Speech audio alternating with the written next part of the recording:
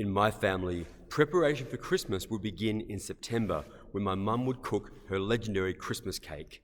Fruit would be soaked in brandy and spices, butter melted, eggs beaten, flour sifted, mixed together and baked in an enormous cake tin. And then Mum would leave the cake to sit, and then when it cooled she'd pour a little bit more brandy on top of it. And then every 2 weeks she'd uncover it and pour a little bit more brandy on again. So by the time we opened and cut that cake on Christmas Day, it was rich and pungent with this beautiful fresh smell of rich fruit and spices and brandy. It forms a big part of my memory of Christmas. And that idea of preparation for something wonderful is the theme of this second week of Advent. Prepare is the word, spoken by both the prophet Isaiah and by John the Baptist after him, saying, prepare the way of the Lord. That preparing is actually twofold because the coming of Jesus is also twofold. The first is Jesus coming in history 2,000 years ago, which is the one that both John and Isaiah directly pointed towards. Jesus has come. The Messiah God promised has come into our world. He has shared our humanity. He has spoken in words we can understand. He has revealed the face of the Father's love to us. Yes, Jesus has indeed already come. But in Advent, we don't just look and say, well, that's great, Jesus come, so it's all over and everything's fine. There is a second coming of Jesus, which we still look forward to. And we use the historical coming of Jesus and the preparation for that as a lens through which we can view this next coming of Christ. And this second coming is both now and not yet. We say that Jesus will come one day, as we say in the Creed, to judge he will come in glory to judge the living and the dead. A final, decisive coming of Christ where he will come as King and judge all creation. That's the end.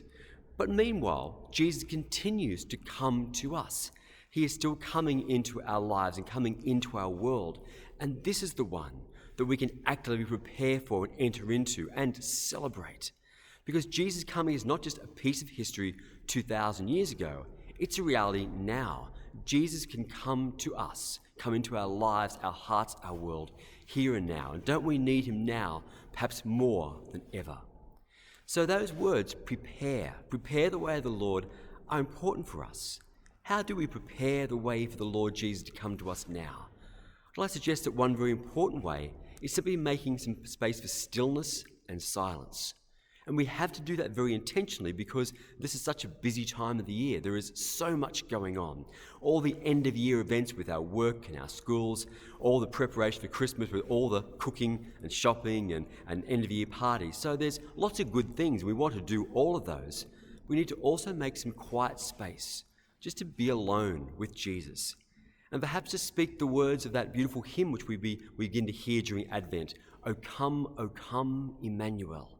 Emmanuel being an ancient word for Jesus, a word meaning imminent, so the God who comes to us.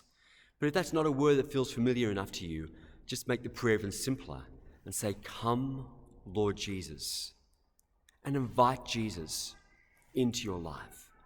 Invite him into the space where you need him the most. We can look around the world and see all the great needs of the world. There, right now, as we speak, there is brewing civil unrest in Ethiopia. There is terrible famine in Yemen. There is, of course, the coronavirus continuing to rock around the world. There is so much need. There is so much we want to pray for and ask God to do. But you and I have our own needs as well. Let's not miss those, because it is right here into our hearts that Jesus can come and can make a difference. And the more we intentionally pray into that, saying, prepare our hearts for you, Lord Jesus. Come, Lord Jesus. Come, Emmanuel. The richer and better our Christmas will be. Just like our Christmas was all the better in my family because Mum spent months preparing the Christmas cake. So on the Christmas day, it was rich and beautiful, as I hope your Christmas will be this year as well.